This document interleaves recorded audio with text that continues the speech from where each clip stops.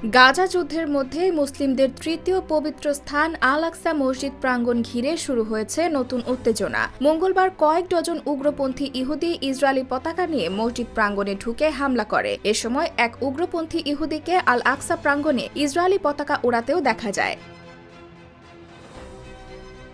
কাতার ভিত্তিক গণমাধ্যম আল জাজিরার এক প্রতিবেদনে বলা হয়, সোমবার কয়েক ডজন ইসরায়েলি নাগরিক আল আকসা প্রাঙ্গণে ঢুকে ইসরায়েলি পতাকা প্রদর্শন করে। সামাজিক যোগাযোগ মাধ্যমে প্রকাশিত এক ভিডিওতে দেখা যায়, আল আকসা প্রাঙ্গণে এক ইহুদি ব্যক্তি ইসরায়েলের পতাকা বের করে মেলে ধরলে সেখানে ইসরায়েলি পুলিশের কয়েকজন সদস্য তার সঙ্গে শান্তভাবে কথা বলতে থাকেন। পুলিশের সঙ্গে কথা বলার সময় ওই ব্যক্তি কিছুক্ষণ পতাকা প্রদর্শন করে তা গুটিয়ে নেন এবং মসজিদ প্রাঙ্গণের একদিকে চলে যান।